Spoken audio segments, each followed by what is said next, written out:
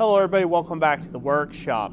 So in this video we're going to have a quick discussion about how there is no benefit in getting something done in one heat. So what do I mean by there's no benefit, there's no value in getting something done in one heat?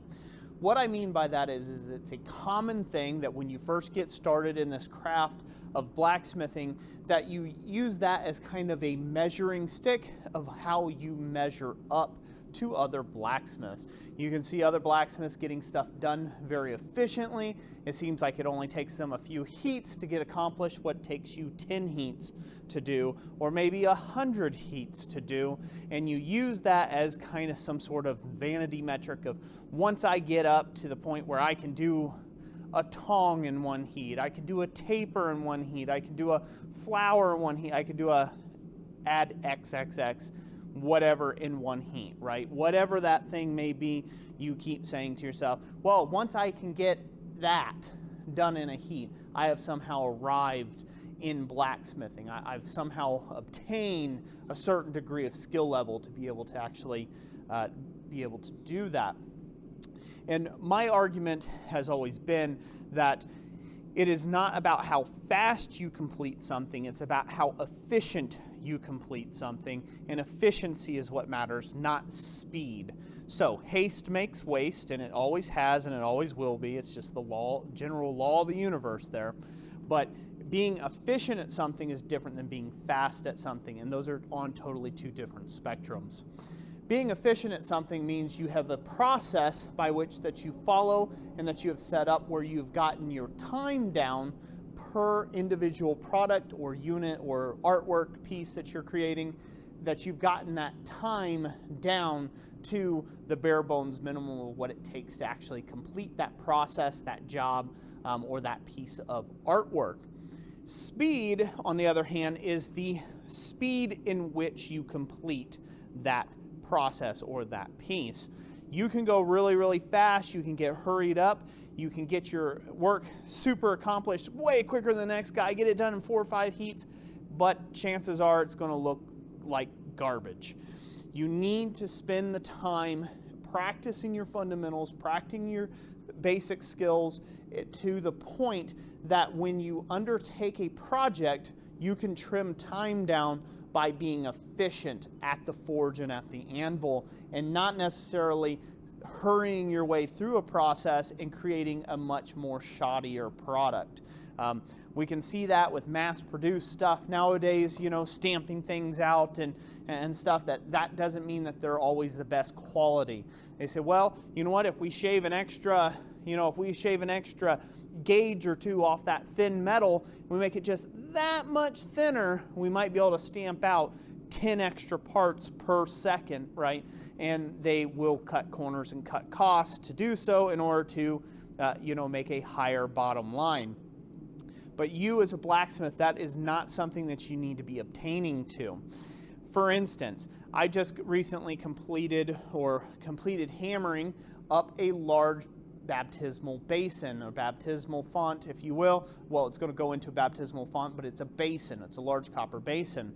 That there has about 15 heats into it and 36 hours of work so far. So, it's not, I couldn't do that in one heat. The process required 15 heats to make that thing, to get it to shape in its final form where it would match the customer's expectations and their specifications, okay?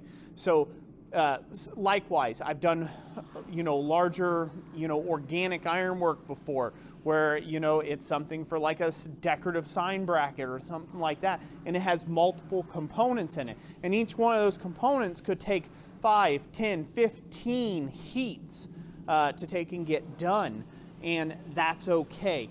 Does that make me a terrible smith? No, there's just simply no value in getting something done in one heat. Now, if you're just making like a leaf, I can do a leaf in one heat. Is it my best leaf ever? No, it's not. It'll be much better if I take a second heat on it. So instead of me preaching to you about how you shouldn't be doing this or that or what have you, let me give you a practical application thing that you can go with and go away from this video with. it is my suggestion to you that you break your projects down into steps. And for each step, you want to minimize the amount of heats or times, the amount of time that it takes for you to do each step of the journey. Instead of worrying about busting it out one heat, try to break it down to steps. So for instance, let's take a leaf, for instance. In a leaf, there's going to be 3 steps in the forging process and 1 to cut it off, right? So in that whole entire process, we're going to call it 3 steps. So each step should be roughly 1 heat. It is for me in order to take and do my best work at making a leaf, depending on how simple or complex it is, of course.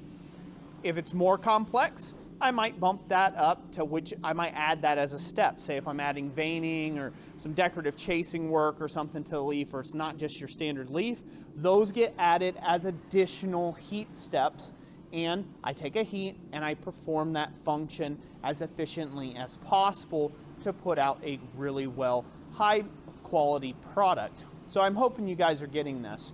Let's take a hammer as another example.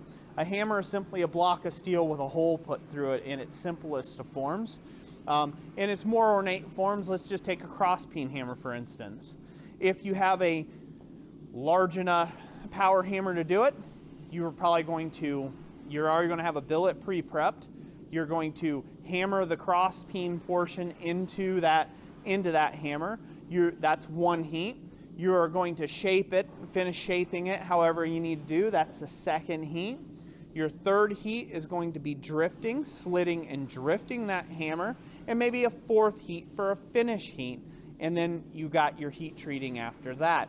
So you can break that down into steps, and that's if you have the power equipment to move it. If you're doing it at the anvil by hand, you can make that 40 heats later, you'll have a hammer, because that's just how it is to take and produce a high quality product that's going to last for years and years and years to come. So that's my suggestion to you. That's what I pose to you. There is no benefit in getting something done in 1 heat.